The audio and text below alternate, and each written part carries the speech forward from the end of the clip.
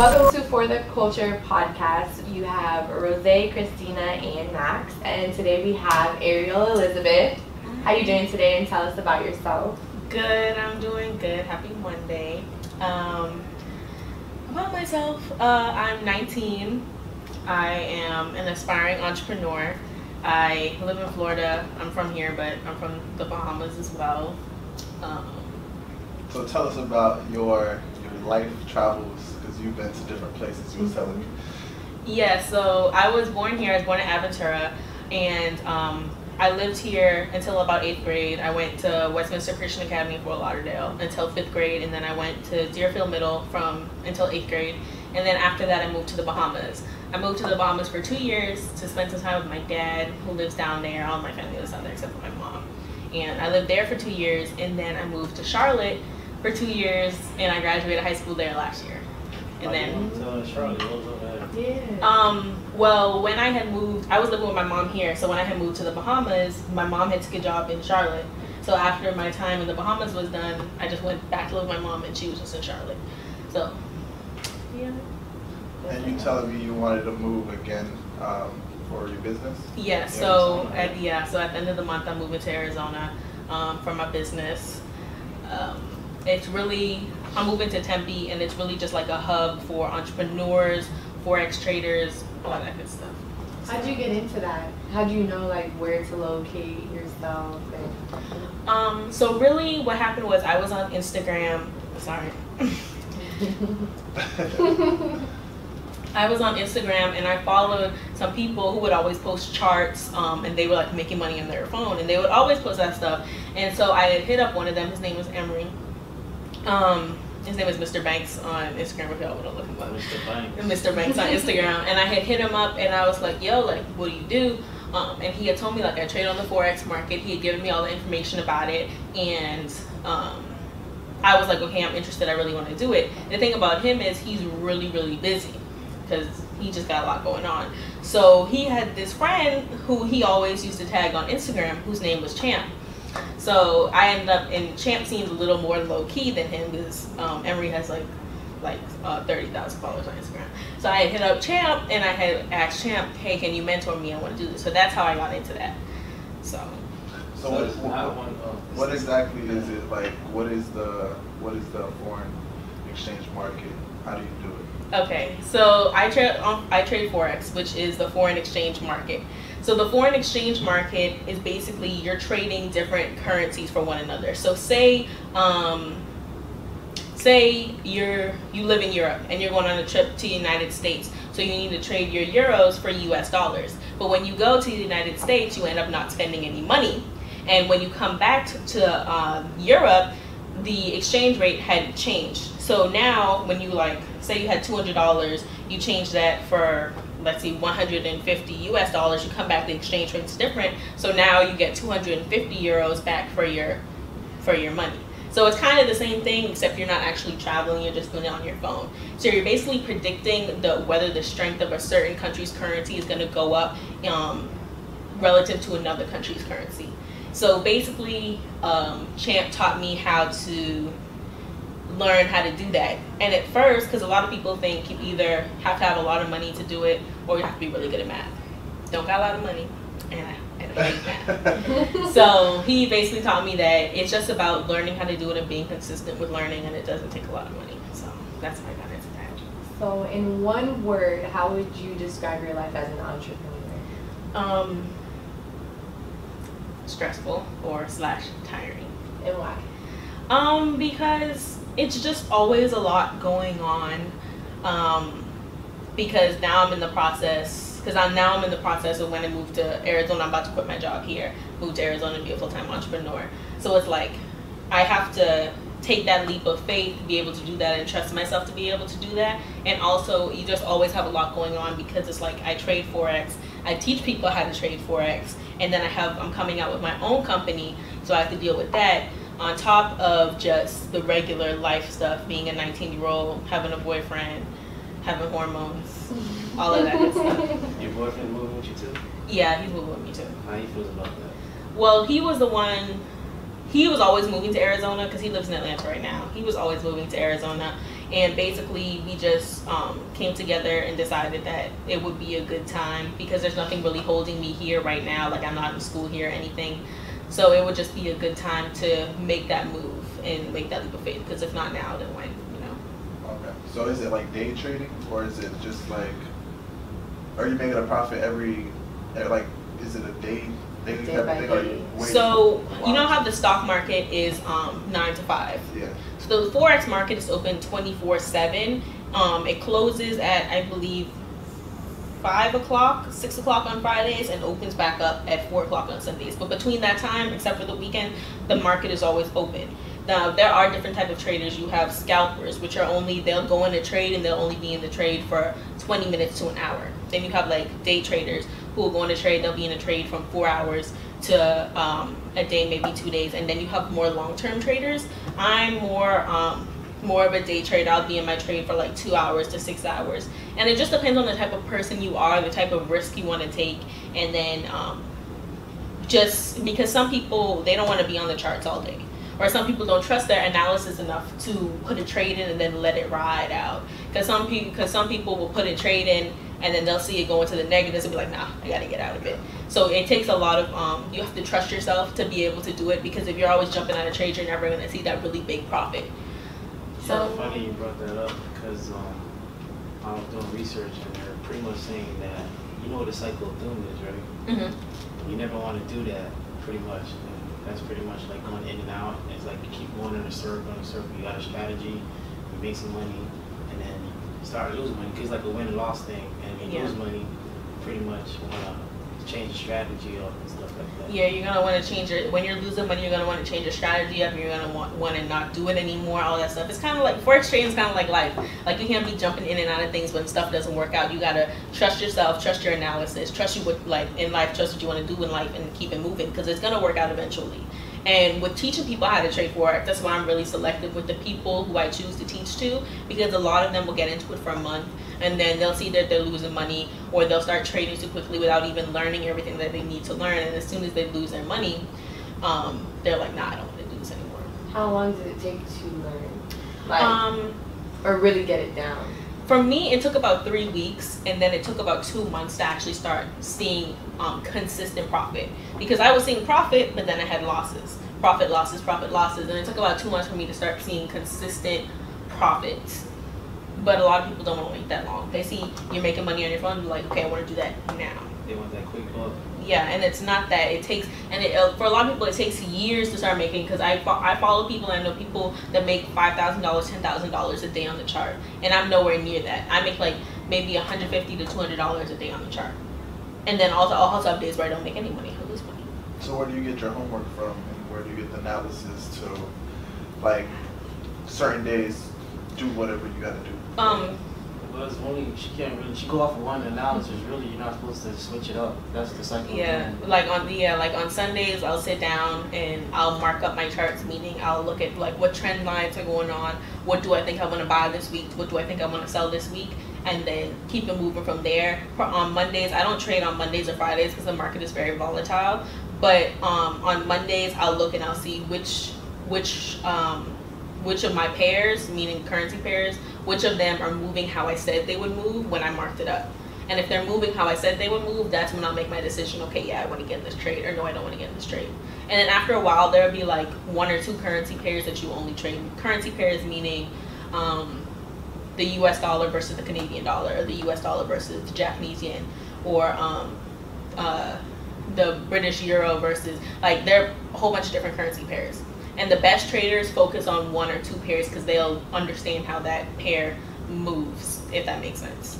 You don't find it funny that you hate math, but you deal with numbers? When you deal with trends, it's not necessarily numbers. I think that's what a lot of people get into stuff. It's not necessarily numbers. It's more trends. Everybody thinks it's numbers based, and it is numbers based, but you don't have to deal with the numbers because the computer does all the numbers for you. Once you look at the chart and you mark it up and you're like, okay, I'm gonna buy here and I'm gonna sell here or whatever, and you all gotta do is look at the numbers, you punch it into your phone, and you're like, let it ride. What's your favorite market to make money in? GJ. Which is? The GBP versus the Japanese yen, which is What is GBP again? I forgot. It's not the euro. It's the Is it in Europe? Yeah, it's in Europe. It's a country? Yeah. No, it's GBP. Oh my gosh. How did I forget this? I mean, regardless, so that's Yeah. so that's the best market you feel like works for you. Yeah. Because GJ moves very. He's gonna search it out right now. GJ moves very quickly and is very volatile. Because when I first started trading, did you find it? No. Type in GBP JPY. But when I first started trading, I hated that pair because it moves so quickly. You'll see some pairs, they'll just move slowly. Yeah. The British pound. The pound, yeah, the pound. Not the euro, the pound. Yeah, against the Japanese yen. Oh, that's the Japanese yen, okay, yeah. So they move. It moves GJ moves very quickly. Like, it'll go up, like, on the chart you call it pips. It'll go up like 50 pips, and then it'll come right back down. And you don't really see that with any other pair. All the other pairs, they'll like move slowly, and then they'll move slowly, and then so it's like, yeah, because the market is open right now. The best times to trade are between 3 in the morning and 12 p.m.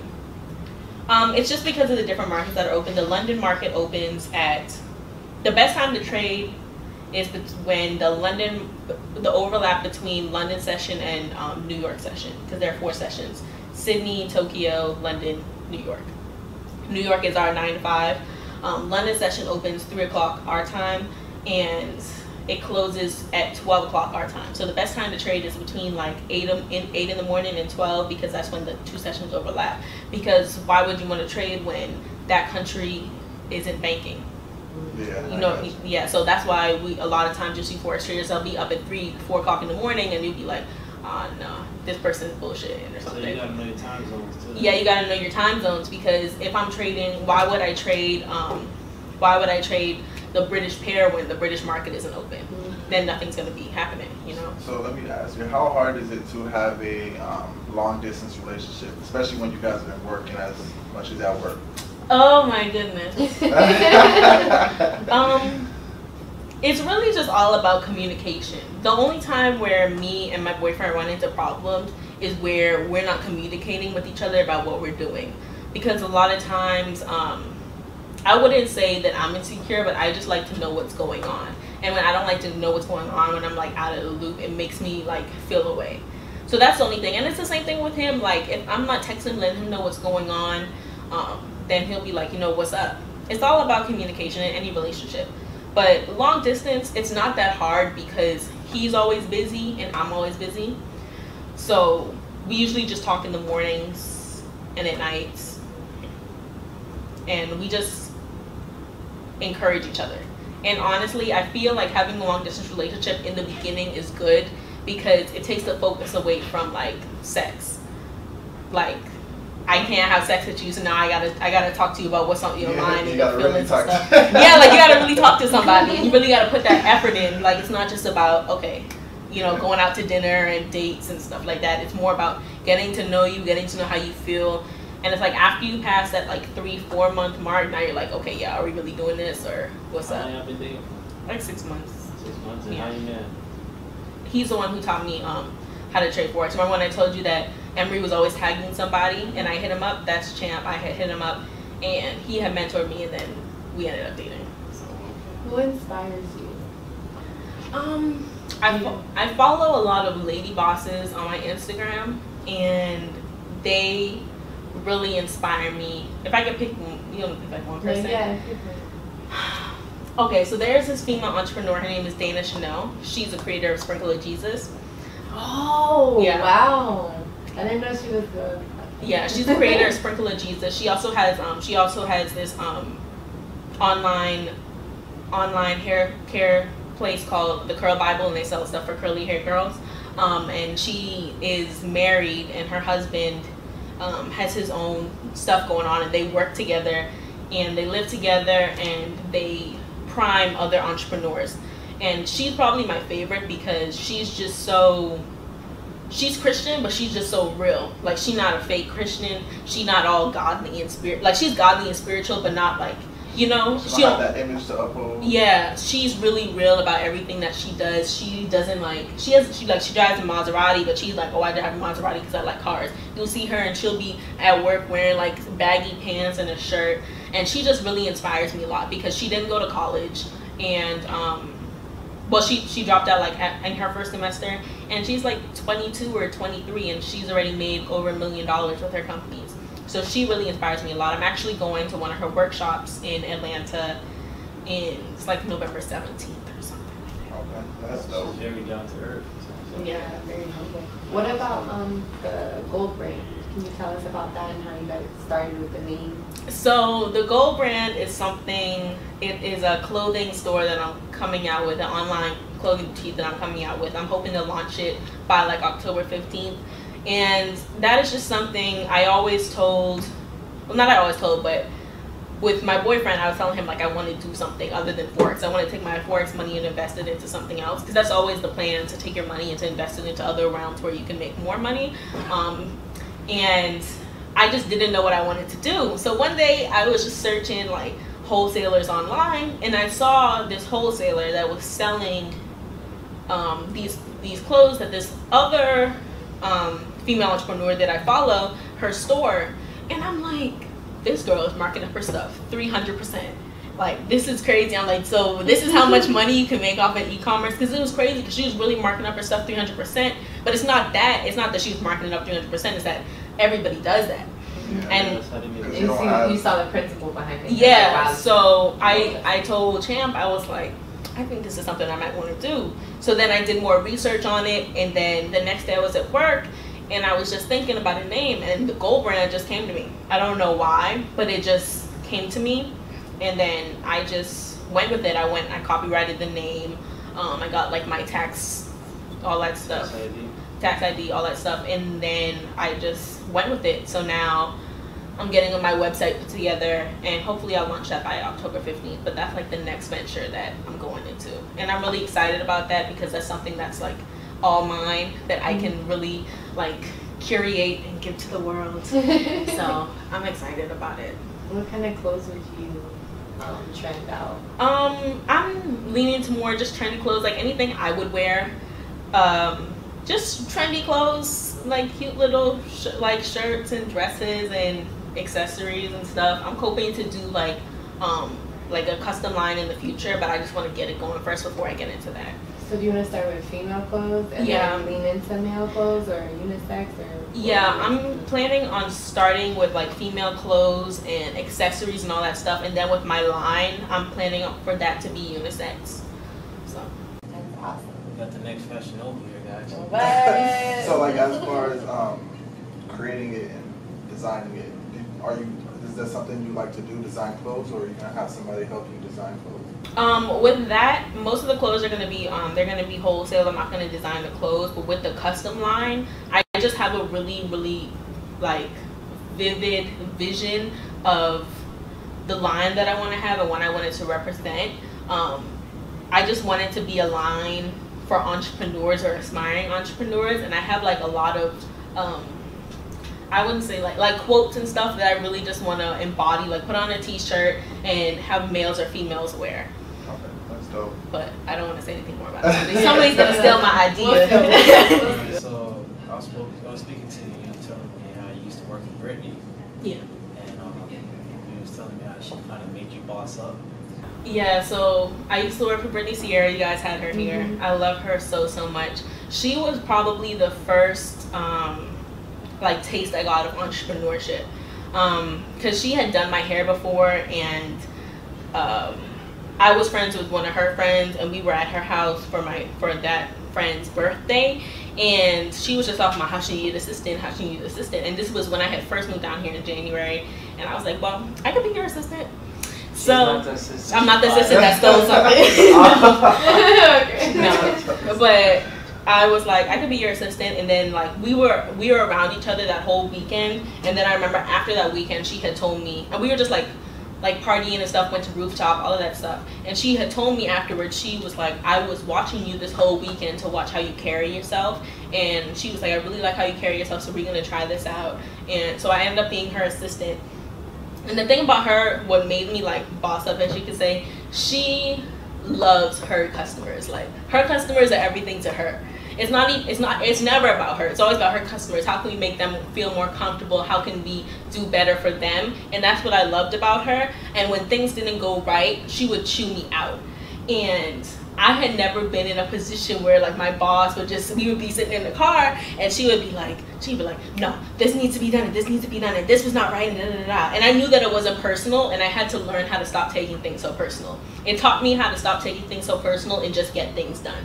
Because I remember when she first did that to me, I was like, I was about to cry. And because she was just so, it's not that she was nonchalant about it, but it was like, she has a business. And then after that she was like, okay, you want to go get a drink? Like, that's how she is. And so she really just taught me how to not take things personal, put my customers first, and then just boss up in all aspects. Because she's a boss for real. Like, she has so many visions and stuff in her head, and I just can't wait for the next move that she makes. And she always supports me in everything I do. Like, even when I posted the gold brand, because nobody knew I was coming out with that, and I posted like 2 days ago. And she replied to me and she was like, oh, I can't wait for you to come out with this. Like, she is just the epitome of what a boss woman is. So I just love her. Sometimes you can't take it personal because it's like things got to be done, and then you got to hold people accountable. Yeah, things got to be done. You got to hold people accountable. And then I had never been anybody's assistant before, so like I didn't know like a lot of things. And there's a certain way she likes things done, and I had to learn to get things done in that particular way. And then you can being an assistant, you gotta have balls for that. Yeah, because you're in close corners with that person. It's not like your boss chews you out and then you go back to your desk. It's like your boss chews you out and then you gotta just stay with them for the rest of the day. So you just had to learn how to. I had to grow some balls for real. I didn't have any balls. And then you can take away from that. I mean, that's probably not your same style, but you could take away from holding people accountable. That helps you out. Yeah, I took a lot of things away from that. I definitely took away from that like you have to. Even though we were friends, like you have to put the business first if that person's working for you. And I clearly understood that with her, because it was like we would be working all through the day. She would chew me out, and then we'd go get drinks, and everything was cool. So I had to realize that it really wasn't personal. I'm just speaking about your dad. Does he own properties or something like that? Yeah, so my dad, well, my whole family really owns a lot of investment property in the Bahamas. My dad and my dad's side of the family lives in the Bahamas, and they own investment properties. My dad owns an apartment complex called Ariel's Place, and that was his first property because I remember he used to live there, and then we moved out. And he has property in the Bahamas for me and my brothers and sisters. My grandparents own investment property, like a huge apartment complex. So it was just like, that's what I grew up around. And so that's like, when I start to develop Gold Brand, that's what I want to take that money and put it into investment properties. Because I can really see, even when we were going through hard times, because there was a point where my dad wasn't working for a whole year, and we always ate off of that money. So. That's dope. Yes. Did you want to go back to the Bahamas and do anything in there? I wouldn't go back there to live. It's a really slow pace. So I wouldn't go back there to live, but I would go back there, maybe teach Forex classes, teach entrepreneurship classes, things like that. Maybe I go back there for vacation. I mean, I have a property there, I'll probably build on it, but in the long run. But right now I just go back to visit my family because I have all my brothers and sisters there. Alright, and some people think that Forex is like gambling at the casino. Do you agree with that? No, I don't agree with that. I agree that if you don't learn properly, then you are gambling like you're at a casino. The problem that most people have is that they don't take the time to learn. They'll learn the basics, and then they'll jump in, and then they'll see like you win some, you lose some, you win some, you lose some. They'll be like, nah, this is ridiculous. You have to dive deeper. It's just like anything. If you want to learn more, your teacher is only going to teach you so much. You have to take it upon yourself to go and learn more. So to do the homework. Yeah, you have to do the homework. Like when I was learning, Champ didn't tell me, oh, go read this book, go read this book, go read this book. I had to take it upon myself to go to Barnes and Nobles and find books and learn different things. And it's another thing, people learn different ways. There are strategies that work for some people that don't work for me, and vice versa. So I had to learn what my strategy was, and when you learning what your strategy is, you have to go through a whole bunch of other people's strategies. So you have to learn through other people.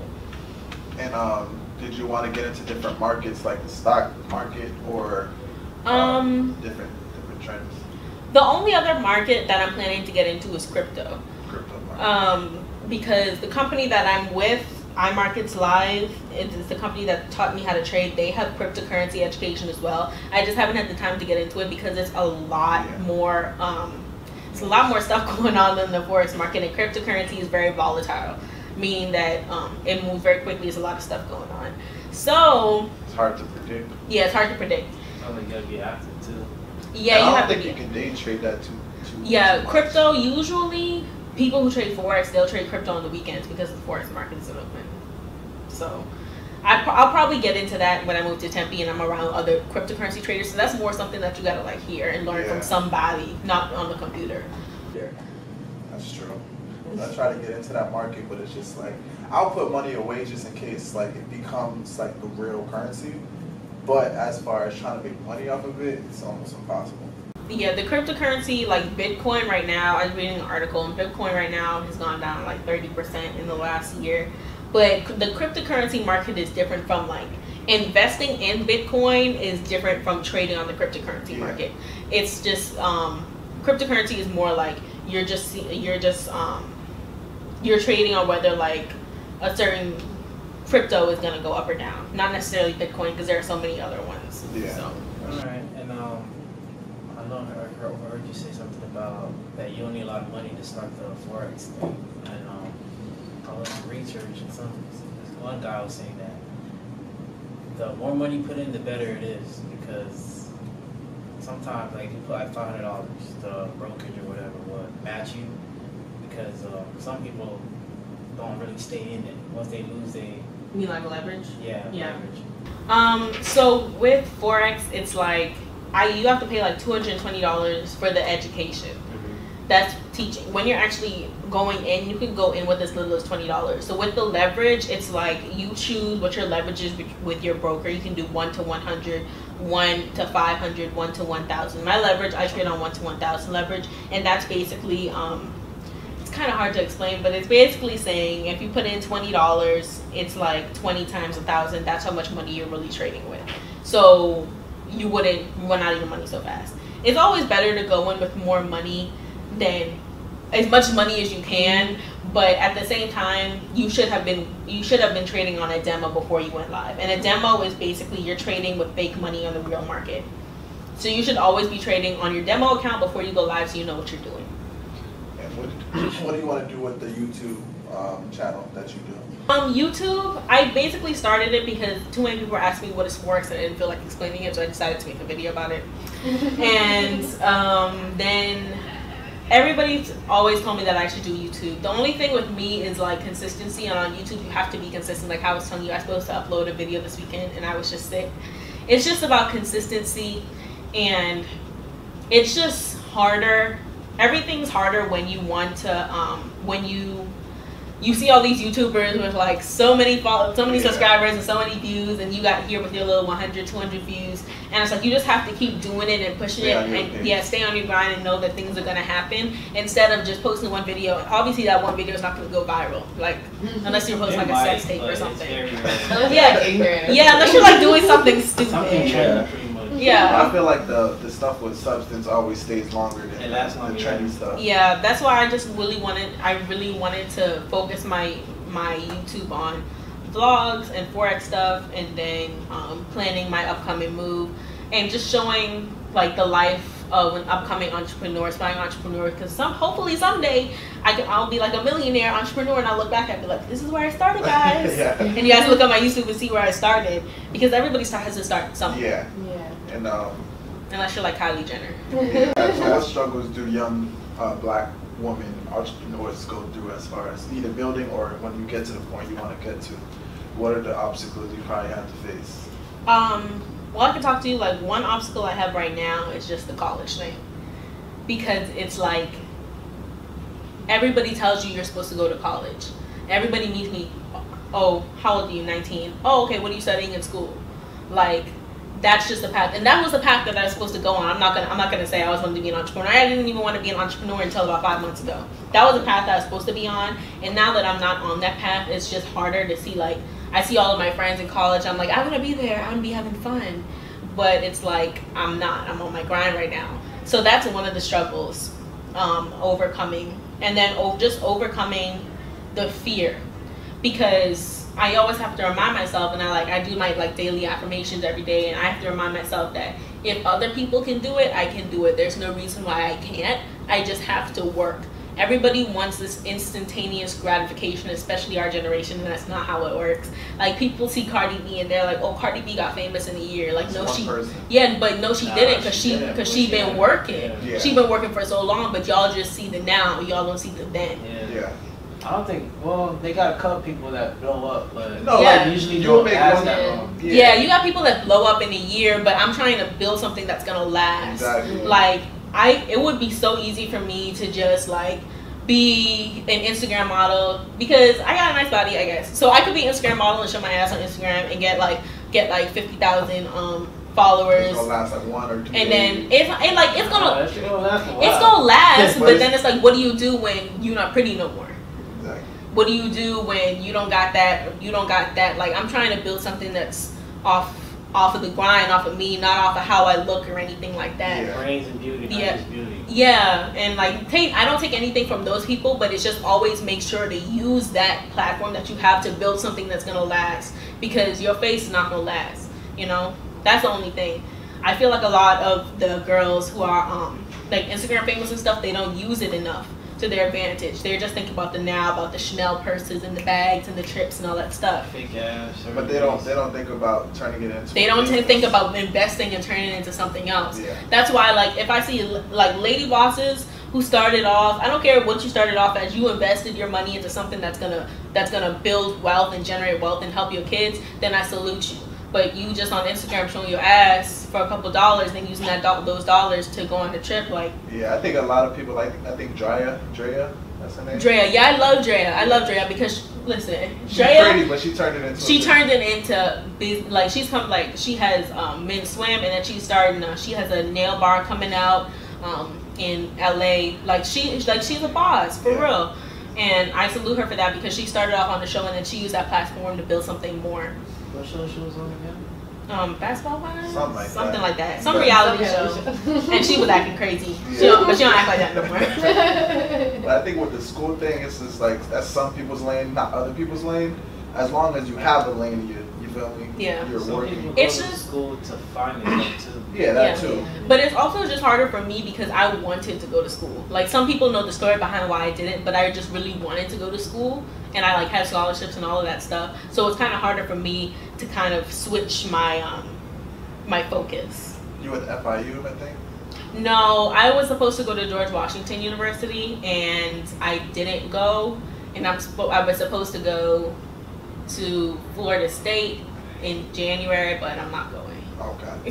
Yeah. That's my favorite Florida State. Yeah, they just emailed me the other day, but I'm not going. They sent you a reminder. Hey, you never signed up yet. Yeah, they were like, you have to send in your test scores. And I'm like, I'm not going. Nah. You want to tell us why? Money, basically. Like, Expensive it is. it's when I didn't go after school, like, I had gotten an award in high school for having the most scholarships out of my class. And I remember because me and my boyfriend at the time had got it's like a class of 600, and they have a male and female award in most scholarships. The male is always a football player. It's my boyfriend. He got like 1.2 million in scholarships. Wow. I'm a football player. Because it's like they do it times the 4 years, times all of the schools. Okay. So he had won that, and then I had won, and I had $236,000 in scholarships. And I was supposed to go to George Washington University in DC and study political science, but it ended up being a problem. Me and my mom had gotten in a fight the day of my graduation, and then she had told me, like, oh, I'm not paying for you to go to school no more. Because it was like, they had given me, I think, $36,000, because I was supposed to go to Howard. That's what happened. I was supposed to go to Howard because Howard gave me full tuition, and George Washington didn't give me anything, and they're right down the street from each George other. Washington is a black school too? No, it's a PWI. It's actually like, it's ranked up there with NYU. It's a whole bunch of rich white kids. Okay. So I was supposed to go. Expensive. Yeah, Yeah. it is expensive. It's like $60,000 a year. So I was supposed to go to Howard, which is the HBCU, Yeah. and George Washington didn't give me any money. So I emailed them, and I had applied early. So that means I had to go to that school unless I couldn't afford it. So I emailed them, and I'm like, oh, well, Howard gave me X amount of money, and you guys didn't give me any money, so I'm going to have to go there. And they emailed me back, and they were like, well, this is what we can offer you. and they offered me $36,000, which is half of the tuition. So my mom was like, bet we could do that. And then we ended up getting in a fight, and then she just said she wasn't gonna pay for me anymore. Oh, wow. And the problem was, my mom makes a lot of money, so I couldn't get like financial aid from the government. So I ended up not going, and I was supposed to go this year, but it's like the same deal, and it's just like family stuff. And I had to just realize that maybe it's not for me, you know, because other people go to school, not saying like they're poor, but poor people and me go to school so much easier than me. Like, why do I have to struggle so much just to go to college? Yeah, that's true. You know, I was just thinking in my head, like, why do I have to struggle so much just to go to college, this thing that other people do so easily? And I had to just reevaluate. And then my boyfriend came into my life, and then this entrepreneurship came into my life, and then I just started having these visions of what my life could be without college. You didn't want to go into debt, student loans. Yeah, I couldn't even get student loans. That's the thing, because I'm so young. Oh, I wow. didn't even have any credit to get any student loans. The thing too, because I've talked a lot with other people, and they're saying like the main problem with college nowadays is that people who don't have financial aid have to pay for prereqs. Yeah, it's ridiculous. Prereqs that you did in high school. Yeah. So why are you paying for something that you was getting something for free? Yeah. That's the main thing on top of that. And it's just like, it's so expensive for no reason. Yeah, I'll probably go one day, but right now I just feel like that's not the lane for me. Do you think if you had financial aid, you would have been going to school right now? Yeah, most definitely, because I was one of those people that were like, I'm going to school and I'm going to study political science. I really wanted and still want to go into government really bad. Like, I always wanted to do political science, and anybody who knows me knows that. And I was really good in school. Like, I got like really good ACT scores, all of that stuff. That's why I got so many scholarships, because of my ACT scores. So what is political science? I was just about to say that. Yeah. Political- I always what's hear so that. political It's about like science? It's like a fancy word, and I'm just like, it's a fun. study of the government. basically. Yeah, it's study of politics, and they have like political scientists who work in the government, but also work in different corporations, because they just study like surveys and things like that. But I just wanted to go into the government. I really wanted to go to law school, actually. I wanted to go get my political science degree, then go to law school. So do you have a take on like the Florida government race, or is that something you pay attention to? Yeah, Andrew Gillum. I didn't tell you say Gillum. Gillum. He's a really good pick, I feel. That other guy, I don't know his name. I know he's a racist white prick. And anybody who's supported by Trump, I don't really mess with. So, vote Andrew Gillum. What do you want to say about voting for our generation? How important it is? I feel like voting is very important. I feel like people underestimate the power of their vote, honestly. And I just feel like people don't take it seriously. Like, even in the last election, there were so many ballots placed for just random people who weren't even in the election. Like, why would you go somewhere, stand in a line to vote for somebody who's not even in the election, just to be funny? Yeah. Like, it's not funny, and you can see now that it's not funny, because look who we have as our president. Yeah. I feel like you don't even have to be involved. Just do your research the day of the election. There's not that much to research. Research the day of the election, and then go out and vote and make your pick. And even every vote really does matter. Like, people say that, but every vote matters. Like, I couldn't vote in this past, like a couple weeks ago, because I'm not a Florida resident yet. I've only been here for a couple months. But it's just important to vote. Yeah, some people say that it's like preset. Like, Yeah, but it's not. It's not. Trust me.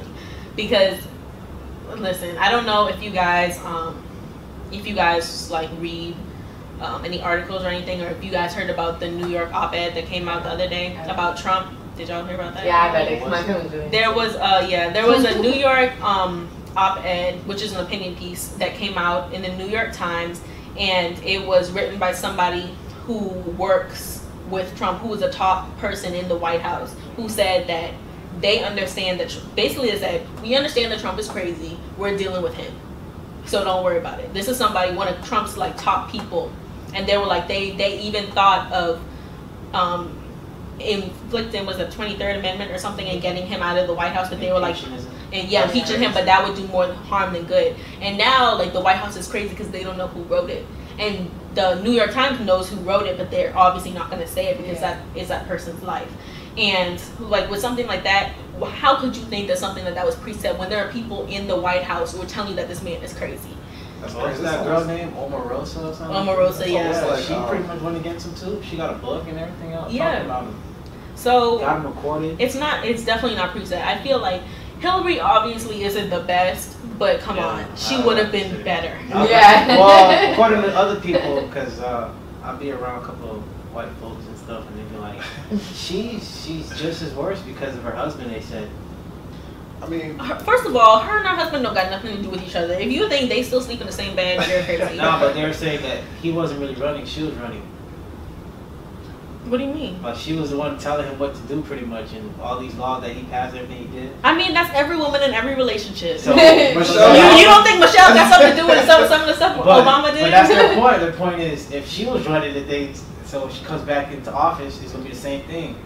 I don't think Yeah, so. but I think it's really more about the logics behind. Yeah, the logic behind everything that's been going on. and like yeah. the principle of like what is right and what is wrong. I think that's like the epitome of like white, what do you call it again? White privilege. Yeah, white privilege. Because Yeah. you could be like crazy, they could call you crazy, and then at the end of the day. And then it's like because he's in office, it makes white supremacists so bold.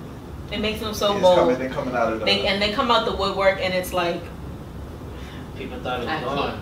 It's always here. Yeah, and I've met black Trump supporters, and I've spoken with them because I understand that everybody's opinion is welcome, but at the end of the day, you just gotta think it's all about optics. Everything is about optics, and he's just stupid.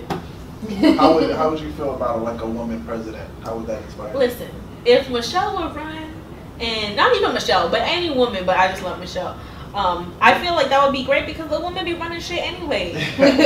Women run shit anyway. Like I'm trying to tell you, like You'll be in the campaign. listen. Knocking door to door. No, I would love a woman president because they would get stuff done. Women get stuff done. Men bullshit. Women get stuff done. It's not really about all that because you gotta realize you gotta deal with it. What is it called? Congress? Yeah, but they find a way to deal with it though. I just feel like women They are. finesse. Yeah, they go- finesse. I think it's just as hard for a woman. For me, they probably have more leisure. Like you know, how Kim Kardashian went to Donald Trump. They know how to. I think they know how to speak with more grace. This is- They know how to speak with more grace. Is it because of what? That's because that's Kim Kardashian and Donald Trump. Like they don't count. It's like celebrities. Donald Trump got too much time on their hands, and his people just like, yeah, bring her in to distract him because he just got too much time on his He's hands. easily distracted. Yeah, that man is easily distracted. Well, I have a question about it actually. When are you financially responsible in a relationship? When am I financially responsible in a relationship? Yeah. Never. And I don't. Oh, okay. So I don't say that to say like, okay. So if your man is down, not working, struggling. If he's down, Oh, then you watch Insecure? Yeah. The first season? yeah. Where dude was on the couch and she dumped him. I mean, okay. Here's the thing. In a relationship, we support each other. The man's job is to support me. Okay? So if we're talking about like, okay, let's say for example, how me and my boyfriend about to move in together. He already knows that he's paying the rent. He's not gonna ask me to pay the rent. If I offer to pay the rent, then that's different. Which I will sometimes if I want to. That's different. But I know that my job is that if I want us to go out, I'm probably gonna pay. Groceries and stuff, I'm probably gonna pay. It has to be 50-50 in some type of way. But yeah, but when it comes to like the steady stuff, like with my car, it's my car, so I'm gonna pay the car insurance and the car note. With the house, he wanted me to move in with him. He's paying the rent. So what if It's it's an the other way agreement. around? What if you wanted him to move in with you? He'd probably still pay the rent. Because it's him. If he didn't have the money, that would be different. Like if he was in a rut, if things wasn't working out, it would be different because you have to understand like he's a full-time entrepreneur. So stuff gonna be up and down sometimes. So obviously we have to just have each other. Yeah. But then it just also depends on your relationship. That's what I always say. Like when I post things about financial responsibility and stuff and people get on me, literally one person had told me that if your girl doesn't pay the rent or if she doesn't pay the bills, that you're with a broke bitch. Nah, that's not true. No, that's not. You Like, can spend the same amount of money somewhere else. Yeah, I feel Yeah. like it depends on your relationship. it just depends on your relationship and you have to have that conversation. Yeah, I And know- that's. Go ahead. I know some people, I'm not gonna say names and stuff, but they're in a situation where the girl is just working like 12 hours a week and she's just sitting home and You not going for that? If you have to have 2 jobs, you have to have you you have to have a conversation with your partner. Like, I had the conversation with my boyfriend, and he was like, yeah, even when he moves out, he's still gonna pay the rent because he's going to school. So I'm like, he's gonna pay the rent regardless, and basically everything else is on me if I want something extra. If he wants to pay for something, that's different. But you have to have the conversation and just know, because that's what I was saying before. It's all about communication. I can't go into something thinking that he's gonna be paying it. We never had the conversation. Then it's a big problem when the bills come out because nobody knows who's paying what. Yeah. But you don't think that? All right, you're right. It's about communication, but like, if you have been allowing it for like 3 years and now you want to say something, don't you think it's gonna be hard to come at a girl? Like, you can't allow that. You have to. That's why you have to say things off the rip. Yeah, that's a problem with my boyfriend, because I be trying to get mad about things. I don't be trying to. I do be getting mad about things, and he's like, it's not a big deal. I'm like, but it can turn into a big deal. That's why I'm addressing it now. He doesn't understand why I get mad about small stuff, but small stuff turns into big stuff really fast, especially when you're living together. It's different when you're in different states. When you're living together, small stuff turns into big stuff really, really fast. And if you don't do that, it's going to keep going in a circle. Exactly. Circle is good. But y'all are like naggy every 30 minutes. No, me and my boyfriend don't fight. We don't fight. It's not fight, it's more like reminders. Usually, well, guys are forgetful. So I don't really gotta remind him about nothing. He be knowing. He knows what needs to get done. If he's purposely not doing it, then that's on him. But he knows what he needs to get done. He's an entrepreneur. He got 1,000 things on his mind. That's another reason why I don't really bring stuff up, because he knows what he got to get done. But he also got the meeting with this person, got a call with this person, got to do this, got to do that. So I try not to get on him about a lot of things because I know he has a lot on his plate. I try to get done what I can get done. When things aren't getting done, I'll remind you, hey babe, this needs to be done. Okay, yeah, I'm gonna get to that today. I did forget about that. I'm sorry. I don't like to nag people. So I feel like it's because you have an understanding because you're an entrepreneur too. But if your girl's not an entrepreneur, like Max was saying, she's gonna be nagging you. See, but even before, that's why you have to find a good match for you as well. Because even before I had gotten to this entrepreneur mind, when we was first dating and I was still working, I'm working now, but even when I was just working, I understood that he was an entrepreneur and I understood the things that he needed to do because we were friends first. So I already understood, and I already understood the reasons why his last relationship didn't work. So you always have to have that conversation. You have to have that understanding. I understand what he has to do throughout the day. He understands what I have to do throughout the day. Like, he wouldn't be blowing up my phone right now because he knows I'm doing a podcast. That's dope. I like that. So where can we find you and your new business, the clothing line? Okay, so my @name on Instagram is Ariel.Elizabeth, and then my clothing line is called The Gold Brand. You can find it on Instagram at The Gold Brand Ltd. And when should it be open? I'm thinking launch date October 15th. Perfect. That sounds like a nice date. Yeah, October 15th. That's what I'm thinking. Okay, that's dope. So we appreciate having you here for the culture. All right.